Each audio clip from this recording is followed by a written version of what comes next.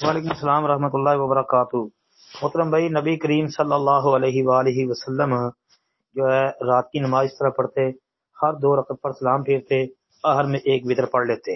صحیح مسلم وغیرہ کی حدیثیں آپ پڑھ لیں جی، اور صحیح مسلم میں باقاعدہ یہ الفاظ بھی موجود ہیں کہ صلاۃ اللیل مثنا مثنا، رات کی نماز 2 رکعت ہے۔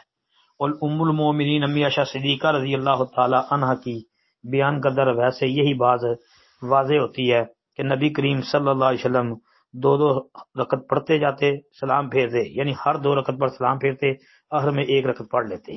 اس کے علاوہ عبداللہ بن عمر، عبداللہ بن عباس رضی اللہ تعالی عنہما وغیرہ کی جو روایات ہیں، ان سے بھی یہ ثابت ہوتا ہے کہ آپ علیہ السلام ایک وتر پڑھتے تھے جی۔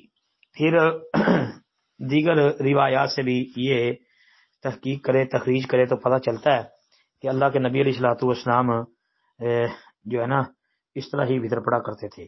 بلکہ ایک روایت جو ہے کہ نبی علیہ الصلوۃ والسلام وتر جو 3 جس طرح پڑھتے ہیں نا ہمارے یہاں، اس طرح وہ 2 رکعت اور 1 رکعت کے درمیان بات کر لیا کرتے تھے۔ مثلا 2 رکعت پڑھ کے بات چیت کر لی، پھر 1 رکعت آخر میں اکیلی پڑھ لی وتر کی۔ تو اس روایت کو حنفیوں کے بہت بڑے عالم مولانا انور شاہ کاشمیری دیوبندی، دارالعلوم دیوبند کے پہلے شاہ الحدیث تھے، انہوں نے بخاری کا حاشیہ فیض الباری کے نام سے لکھا ہے۔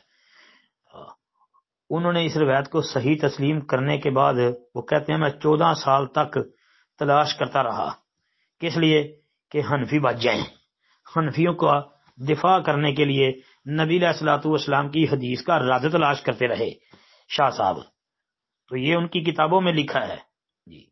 تو اس لیے وہ آپ حنفی مولوی صاحب، قاری صاحب کو یہ بتائیں نا کہ آپ کے شاہ صاحب نے تو اس کو صحیح تسلیم کر لیا ہے اور 14 سال جواب تلاش کرتے رہے، اور خود لکھتے ہیں کہ 14 سال جواب تلاش کرنے کے بعد بھی کوئی تسلی بخش، کوئی شافی کافی دلیل نہیں مل سکی۔ آئیے ان کی کتاب جو درس ترمذی ہے وہ دیکھ لیں حنفیوں کی۔ اسی طرح شاہ صاحب نے جو ہے نا العرف الشذی، اس کو دیکھ لیں آپ، تو آپ کو یہ بات مل جائے گی۔ السلام علیکم ورحمۃ اللہ۔ وعلیکم السلام ورحمۃ اللہ وبرکاتہ جی۔ ظہر کی سنتوں کے حوالے سے آپ بات کر رہے ہیں اور 12 رکعتوں کی بات کر رہے ہیں۔ محترم بھائی، جو دن رات میں 12 رکعتیں پڑھنے والی روایت ہے نا وہ الگ ہے جی، وہ الگ حدیث ہے کہ جو دن رات میں 12 رکعتیں پڑھے گا جنت میں اس کے لیے گھر بنا دیا جائے گا، وہ ایک الگ روایت ہے، وہ صحیح مسلم وغیرہ کے اندر آتی ہے، صحیح حدیث ہے۔ اچھا، جو خاص ظہر کے پہلے 4 اور ظہر کے بعد 4 رکعتیں، ان کی فضیلت بھی صحیح حدیث میں موجود ہے، جو کہ سنن ابن ماجہ وغیرہ کے اندر آتی ہے۔